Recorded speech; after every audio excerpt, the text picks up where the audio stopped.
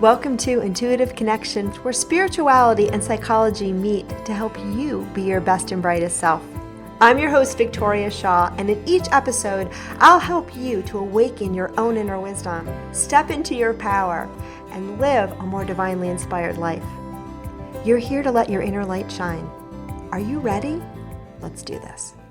All right. Hello and welcome to Intuitive Connection. Today, I want to tune in and address a question that I know a bunch of you have been curious about.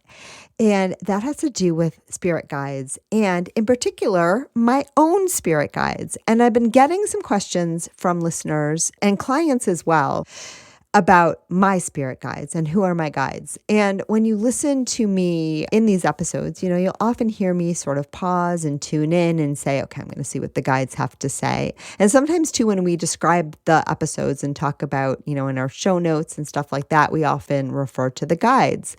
But unlike some other channelers or intuitives, I don't always, identify, give my guides names or say who they are.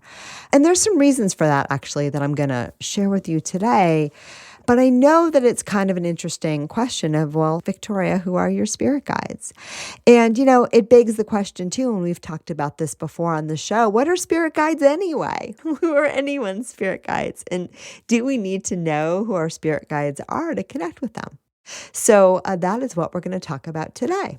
So I want to start by saying, I don't know what the fact of the matter is about spirit guides. I tune into these energies. I have a familiarity and a beautiful relationship with these energies, and they feel oftentimes like they're not me. And so that's what I'm talking to when I'm talking to my spirit guides. They're laughing right now. It feels to me, and this is my own experience, just like a group of beings, a group of energies, a group of souls that, are so loving to me and so around me and so aligned with my purpose and mission, or perhaps, it's my purpose and mission to align with them.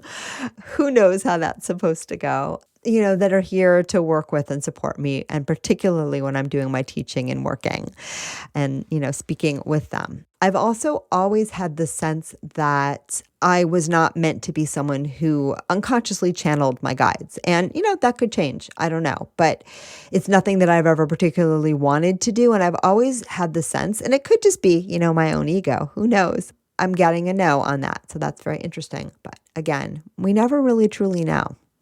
But I've always felt that for me, I've always wanted to be part of the dialogue, part of the voice. And though I'm learning more and more to get out of the way and let the guides speak directly through me when I feel that their words in their tone and their cadence, is more important than me being the translator.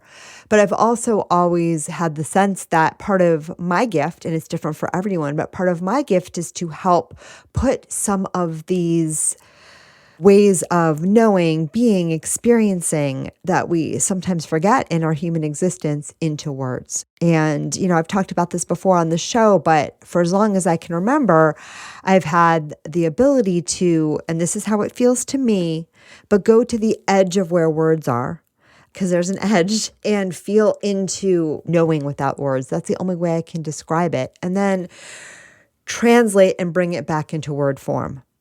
Now, you could say when I'm doing that, I'm communicating with spirit guides. I don't know. It doesn't feel the same to me.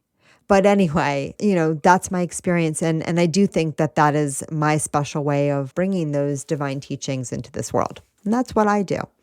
But anyway, there are often times too where I'm having this dialogue, right? And so those dialogues are a very different thing because I'm tuning in and I'm able to connect with my guides. And again, it always feels like there's energies around me that aren't who I am. That's not my way to describe it. They're always uplifting energies. They always feel really good. And, some of them I can identify and some of them I don't need to. For me, it just feels like a group. It feels like a group, and oftentimes they do not have distinct personalities. It just feels almost like the peanut gallery. I don't know how to describe it, but just a group of, I'm thinking of like the Muppets, and I think they had like a gallery of puppets that were just all kind of watching, and they were kind of one. And anyway, that's probably a terrible description, but I get what I get. Do my guides have particular names to me? Yes and no. My primary guide that was introduced to me by one of my teachers, whose name I'm not going to share because it's very sacred and special to me.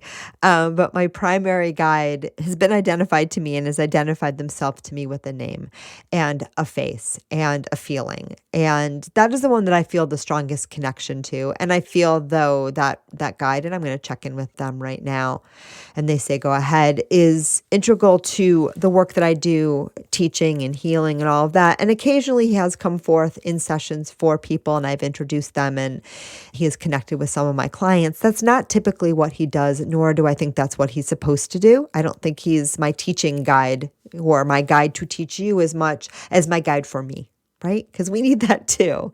And so I always feel like he's the guide, or what you might call a guardian angel, or your primary guide, but the one who is looking out for me and my growth and development and my purpose and mission.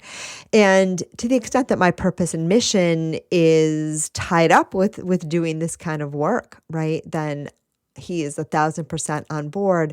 But I do think that, it's about my journey first. And I'm getting a nod on that.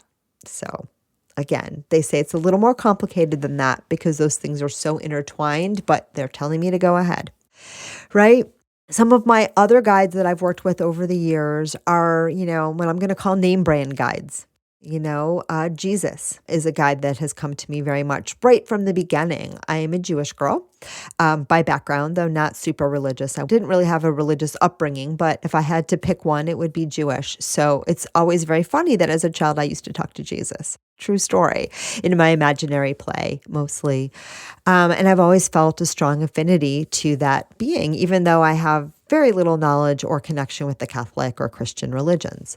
Not against them, all good. But for me, my spiritual connection with the entity that was Jesus, we'll say that because that's probably going to be less inflammatory to religious folks, is very religiously neutral. It's just a spiritual, it's just that energy. And I know a lot of you really vibe with that and the Christ consciousness and all of that new agey stuff.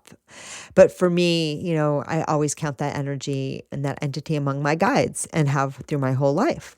Another big one that came up early for me in my work was the Virgin Mary, was Mother Mary. And again, interesting because in this body at least, and I know I've spent many, many other bodies very connected with the Christian and Catholic religions. So I know that and I have memories of that.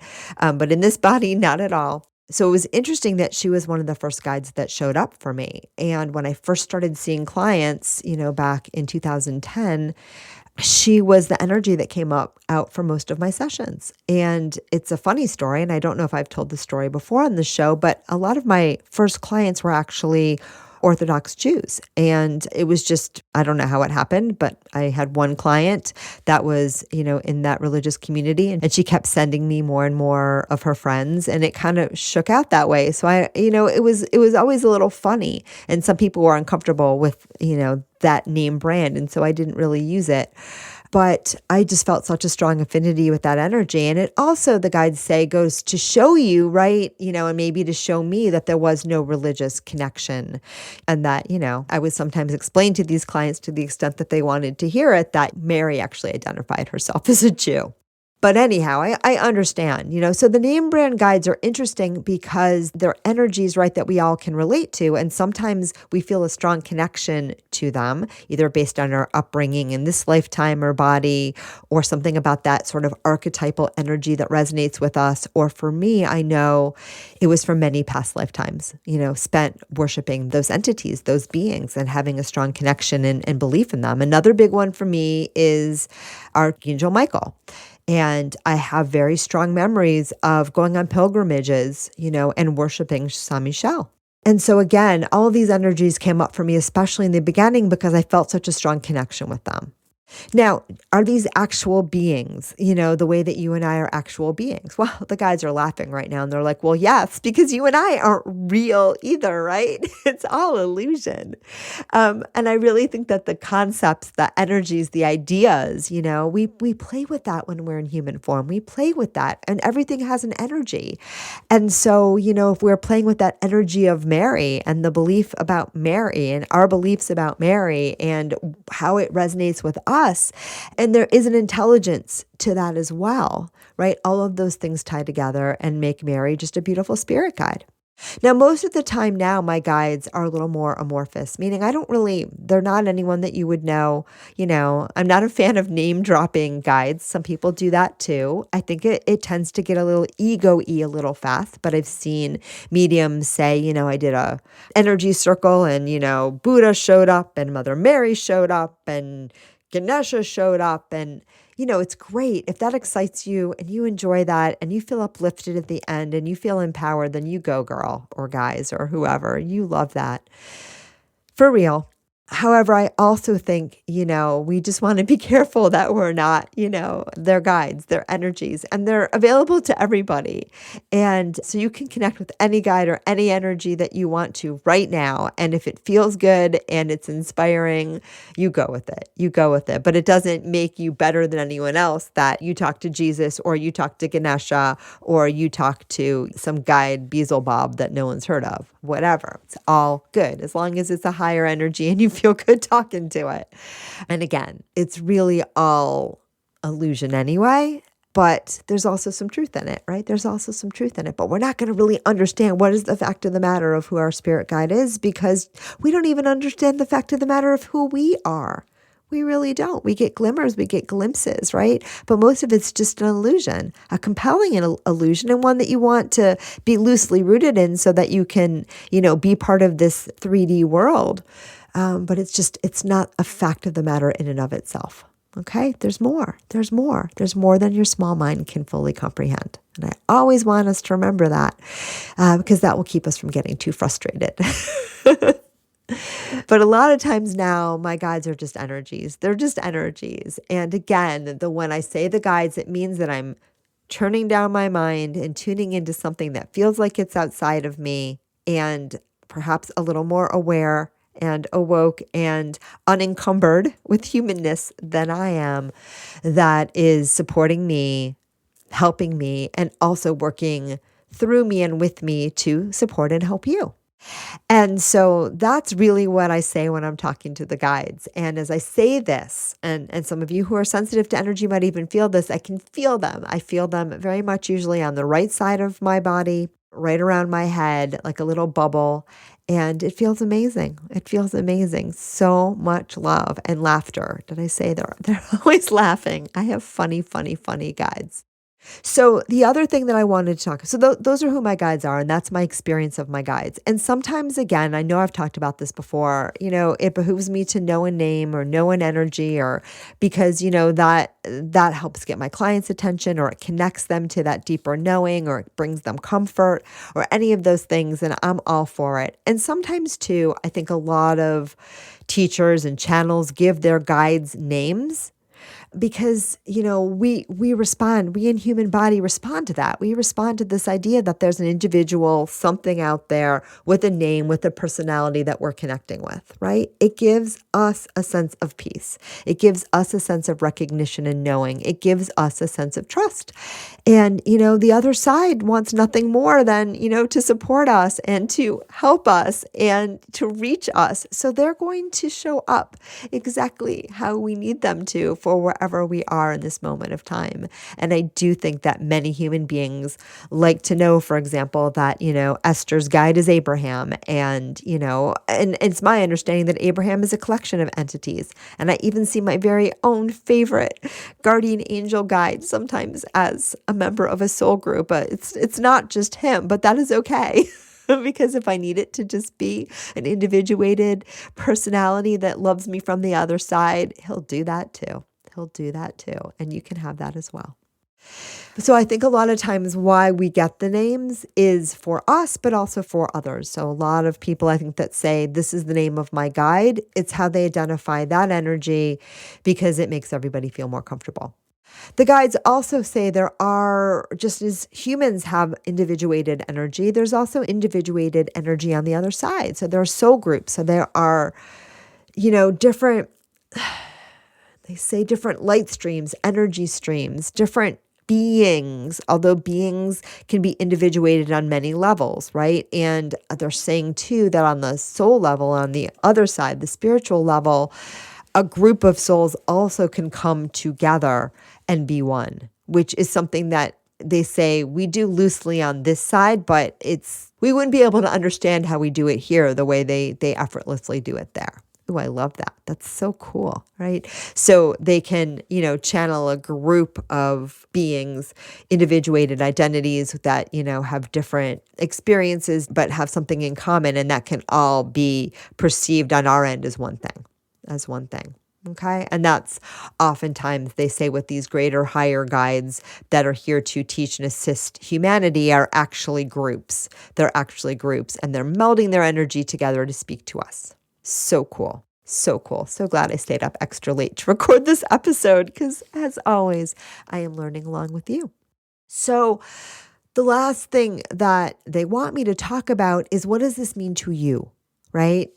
Not me, but you, listeners. What does this mean to you? What does it mean to you about your connection with your guides, as well as your connection with my guides? First of all, any guide that is speaking through me, with me, to you right now is at your disposal as well. And I find this too in my own teachings when I read a spiritual teacher that really resonates with me. I no longer need, Esther Hicks is a great example right now, although I still love listening to Esther Hicks, and she is, obviously one of the best and most amazing channels of our time, right? And incredibly gifted.